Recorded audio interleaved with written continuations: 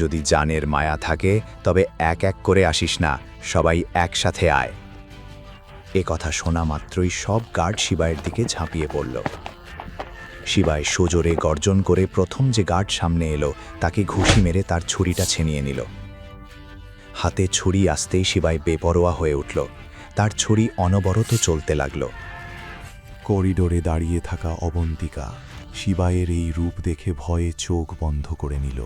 বডিগার্ডদের চিৎকারে পুরো করিডোর কেঁপে উঠছিল। কিছুক্ষণ পর আওয়াজ থামলে অবন্তিকা চোখ খুলল। সামনের দৃশ্য দেখে সে বাকরুদ্ধ হয়ে গেল। শিবায়ের শার্ট রক্তে ভেজা থাকলেও তার শরীরে একটা আঁচড়ও ছিল না। শিবায়ে হাতের ছুরিটা ফেলে দিয়ে অবন্তিকার দিকে তাকিয়ে হাসতে লাগল। শিবাইকে অক্ষত দেখে অবন্তিকার ধরে প্রাণ ফিরে এলো। শিবাই নিজের হাতের রক্ত প্যান্টে মুছে অবন্তিকার চুল ঠিক করে দিতে দিতে বলল, বলেছিলাম না মাত্র 5 মিনিট। এই কথা শুনে অবন্তিকাও হেসে ফেলল। কিছু সেকেন্ড পরে যখন শিবায় অবন্তিকার হাত ধরে সিঁড়ি দিয়ে নিচে নামল, তখন ভিকি এই দৃশ্য দেখে হতভম্ব হয়ে গেল।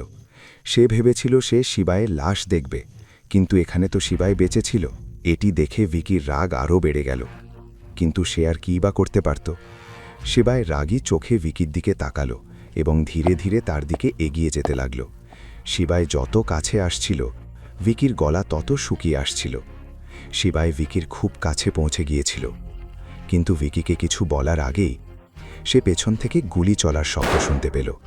শিবায় পেছন ফিরে তাকাতেই তার চোখ কপালে উঠল।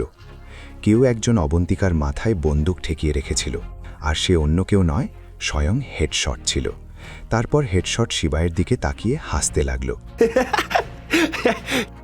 কিরে প্রেমিক, এখন তো হার মেনে যা, নাকি তোর লায়লার জান নেব। শিবায় নিজে অবন্তিকাকে গান পয়েন্টে দেখে ঘাবড়ে গিয়েছিল। এই পরিস্থিতির মোকাবেলা করার জন্য তার শান্ত থাকা জরুরি ছিল। এমতাবস্থায় সে হেডশটকে বলল, দেখো, তোমার যা কথা বলার আছে আমার সাথে বলো। কথা কার সাথে বলবো?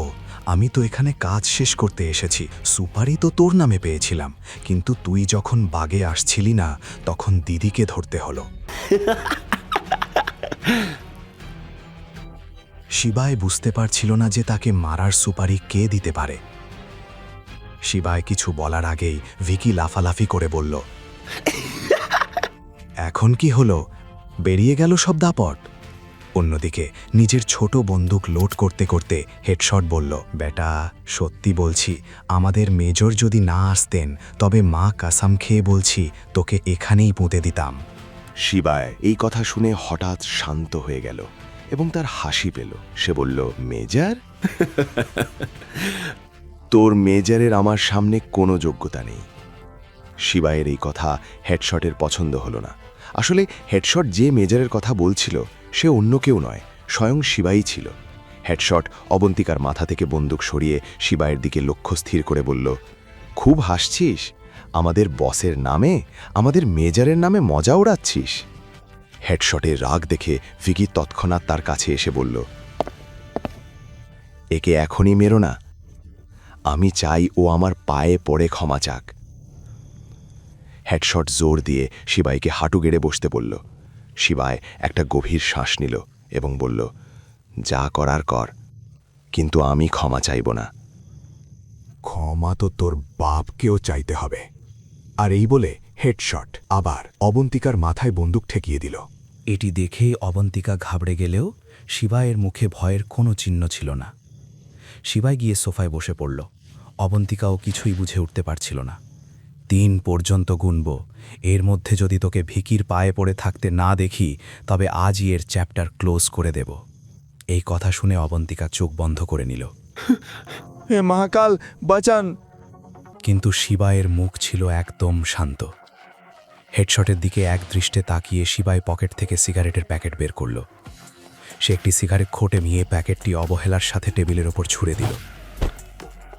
তারপর পকেট থেকে ধীরে ধীরে একটি লাইটার বের করল।